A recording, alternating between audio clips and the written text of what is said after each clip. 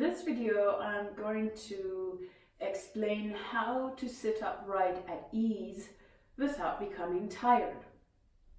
These principles that we're going to talk about apply to whether you're meditating on the ground, whether you're working at your desk or doing pranayama. So one myth that is to sit upright, you gotta have strong back muscles to support you, and if you're having trouble sitting upright, it's because you are not working out and you need to do a set of exercises to be able to sit upright. So that is not true. If you have ever looked at a baby playing on the ground, you will very well see that the baby has no problem sitting upright and at ease there for hours playing. They have their hips nice and open and sitting and playing with their toys. So how come us as adults, we have become so inefficient in sitting upright? Well, where we've gone wrong is that because of our nice leather couches and working long hours at the desk behind our computers, we have begun to change the tilt of our pelvis. And most of us sitting on a couch in our cars, driving, or at the desk, we're sitting with the pelvis tilted posteriorly like this, and then we come to standing and we're still with this tilt of the pelvis.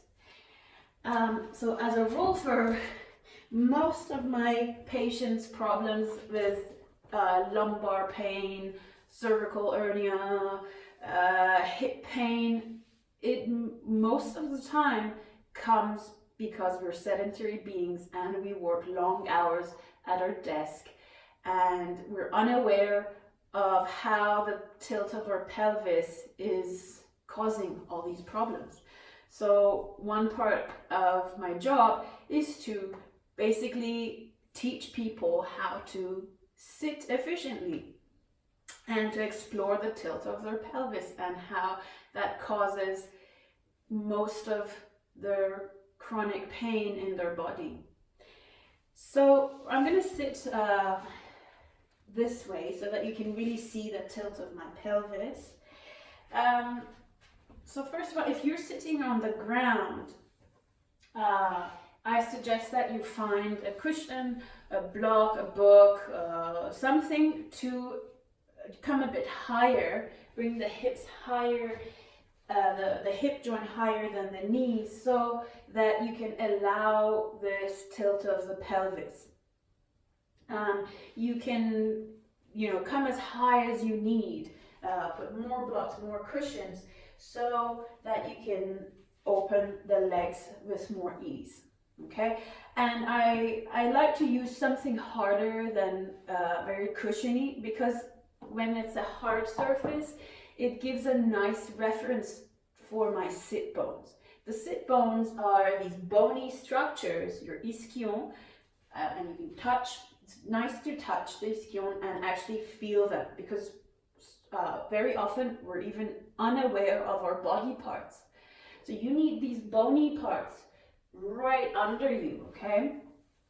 And we're gonna explore how, depending on where the weight falls on our hips, changes the relationship of the shoulders, chest, and spinal column in relation to the hips, okay? So once you find the bony structures, you're gonna roll the pelvis and come more on the fleshy part of your glutes, your hips, okay? So you're now more on the fleshy part.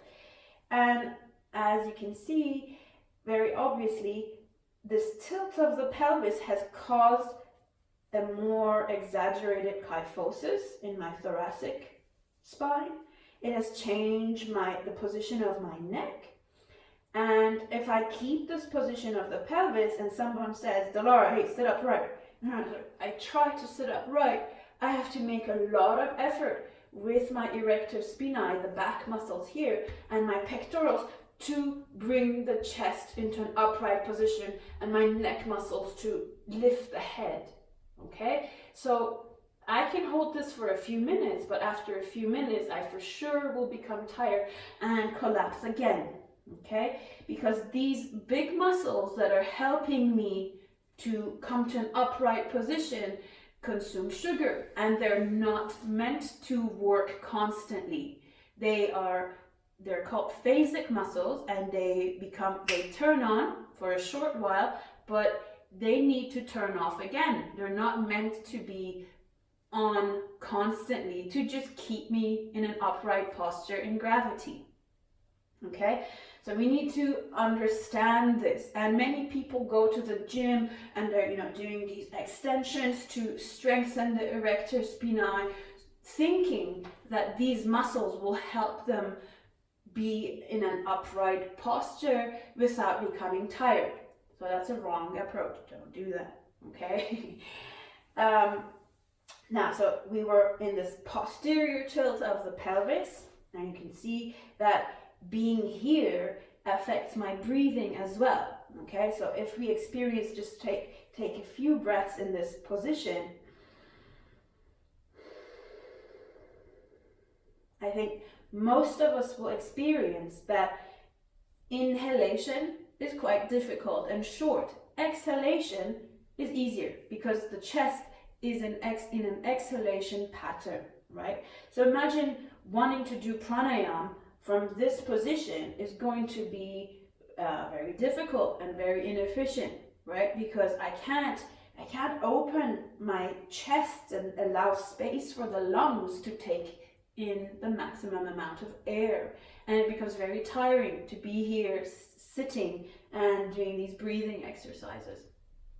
So now from here we're going to tilt the pelvis, and you're going to find the weight of your body right on the bony structures, the ischion, the sit bones. Okay, so now you can see that I'm in a better position. Yeah, already my chest is more open. However, I have a flat lumbar. Okay, our spinal column has kyphosis and lordosis. There's a lordos, meaning a curve in the cervicals naturally. Then there's a slight kyphos of the thoracic spinal column.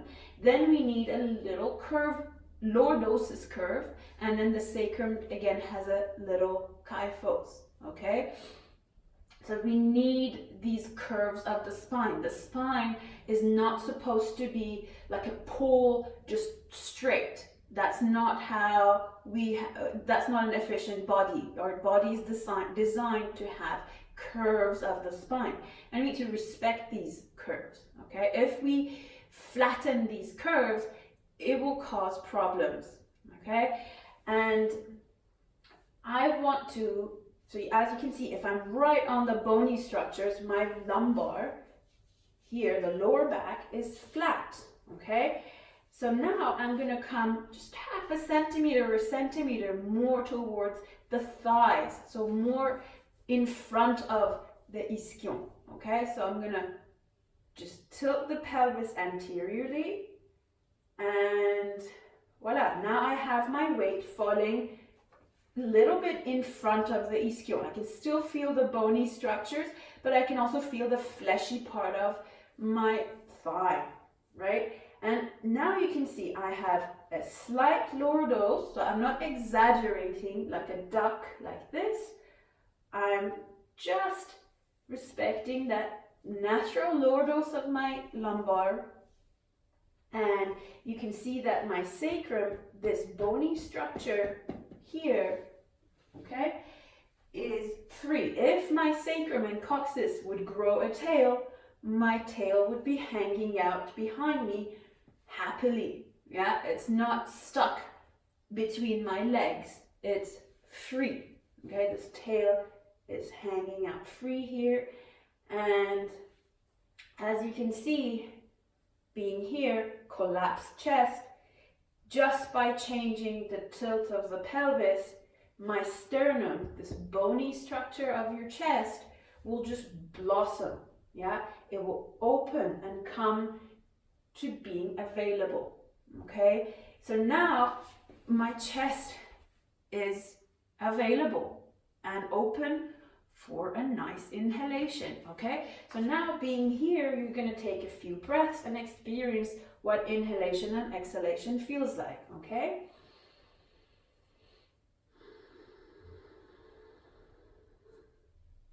For me, at least, it's much easier to inhale in this position than in here, and I'm hoping that most of you will experience the same thing. So as you can see, the tilt of the pelvis is super important on how the position of your neck, your chest, and shoulders are positioned in an upright position, okay?